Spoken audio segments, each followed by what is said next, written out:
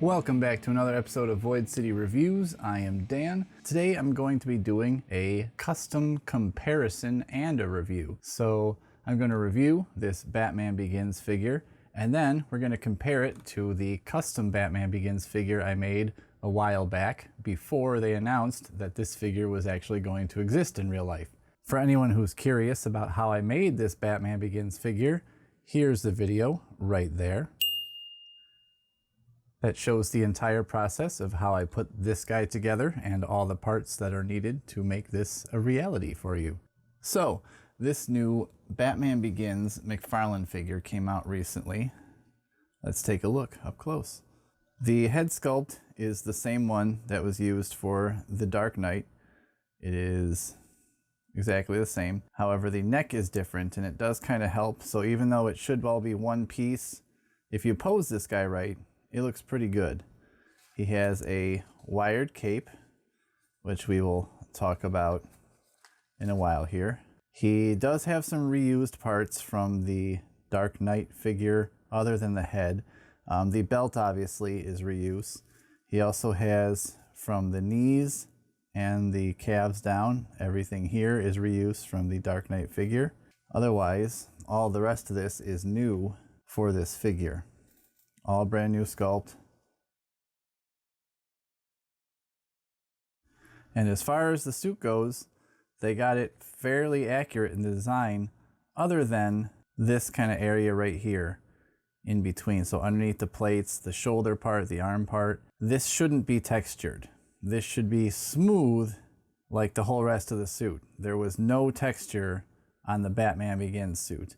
Now, my theory as to why they added this texture to the figure here in this shoulder area and here by the gloves is because he reused the Dark Knight boots. Now, the boots for the Batman Begins suit are exactly the same as the Dark Knight boots, so the boots are accurate. However, this part right above the boot and the knee, they did not look like that in Batman Begins. They were just completely smooth, just like the rest of the suit. And I think because these are textured reuse pieces, he put that texture here and on there and on the hands also, which should not be textured at all. They were completely smooth black rubber gloves. I believe that was all done just to make this reuse not look as reuse. It kind of makes it more uniform, and in that sense, I'm kind of okay with it. I wasn't at first, but it helps tie the whole thing together. I can be fine with it. The rest of the suit looks like spot on, so I really like it. An interesting thing to note about this texture being added to the figure where it shouldn't be is that that's kind of the exact same problem I had when I made my custom. Is the chest that I used had a texture on it, but it had a bat logo that was nearly the correct shape and other details that matched up along with the rest of the suit that I made. So I just kind of went with it, and I just find it interesting that, you know, mine has the same texture down here and texture up here where there shouldn't be any. I just found that interesting that we both got the suit wrong in that regard. Another thing I like is that height-wise, he's a bit more accurate. Mine is a little bit shorter than I wanted it to be, so I'm glad that this one is as tall as he should be. Let's talk about this cape. Take a look at this. So this is his wired cape. This is as far out as it goes. So you can't even get into the full glide pose. This is as big as it is. The scallops, there's too many of them and they're too small. And also, do you hear that? Do you hear this? It's like, it feels like a plastic shopping bag, but like also a paper shopping bag at the same time. That's the only way I can describe what this material. It's not good.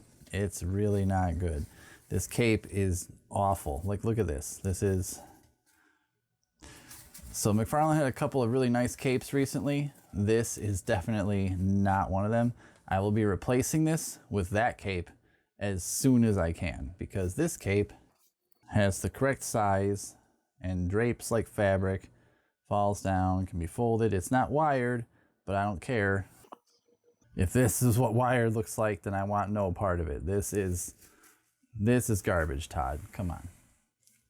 One thing I noticed is that the gold on the belts is just ever so slightly different. I did nothing to my gold on my Batman figure. And it's hardly noticeable even, but I think this one is just a slightly more yellowish gold, and this one is a slightly more brown and bronze gold, if that makes sense. I kind of like this one better, but this would be newer, so that's why it probably looked brighter than it would here. The only thing I don't like is on this figure, as you can see, the belt is not completely centered on the pelvis piece. So that's another thing I'm gonna have to try to fix, I think, because that's just gonna bother me now that I've noticed it. As far as the accessories go, I'll show mine over here. I don't know where they are currently, so I'm gonna have to find them, and I'll put a picture of them right there. The Batman Begins figure comes with 2 extra hands. Now, one of them has 3 batarangs in it, which is kind of cool, sort of like Dark Knight Returns, Frank Miller style. It is still textured though, which is just gonna bother me forever. And here we have a hand that is holding one of his little exploding golf ball looking guys. So that's in there. That's just permanently stuck in there, all one piece. So that's 2 different weapon hands. That's kind of cool. He also has a batarang that's humongous, though not as egregiously huge as some of the other figures who come with batarangs, where they're just ginormous and ridiculous. And he also comes with his grapnel, which is unpainted as usual, just straight up gold. I like mine better because I painted it and it looks more accurate. I wish they could have thrown a little bit of paint on this. It would have been pretty easy. He also comes with a stand, which he is standing on, just a disc like always. And he comes with this card, which has the same picture that's on the back of the box, which is basically just the movie poster and the front of the movie box. One of them, there's multiples, and just a quick description on the back right there if you want to pause it and check that out. I never read these, I don't really care, although I do keep all my cards and I have them all in a box, and I have hundreds and hundreds of them. Yes, hundreds and hundreds of them, and the figures to go with most of them. Although Toast did give me a nice little stack of them too, because he doesn't keep the cards. But I told him to give them to me, and he does, so that's awesome. Thank you, Toast.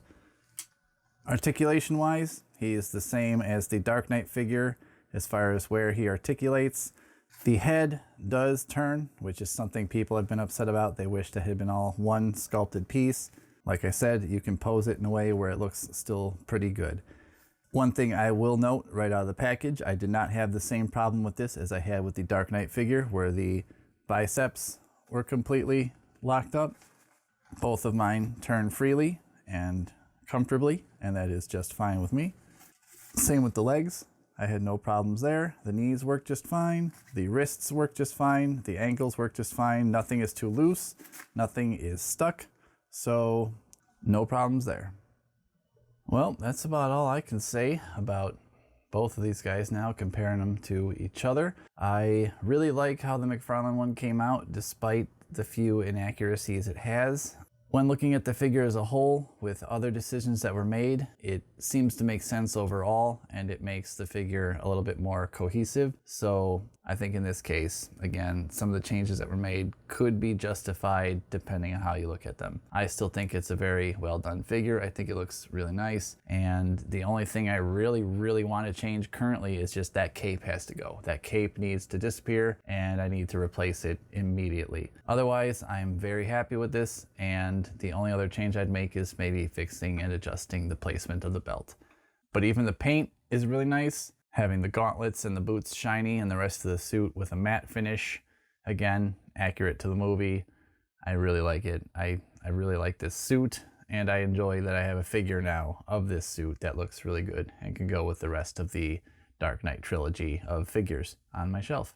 Now I just need to find that nightmare fear toxin Batman, which is going to be near impossible to find at a Target. Awesome. I guess the search is on. In the meantime, let me know what you think of this figure. Were you satisfied with it now that it's finally here? Or were you disappointed with any aspects of it? Are you going to be customizing yours? Are you going to be making your own custom like I did here before this one came out? Let me know. As usual, remember to like and subscribe, leave some comments. I am Dan. Happy customizing and happy figure hunting. Hope you guys find what you're looking for. I will see you next time.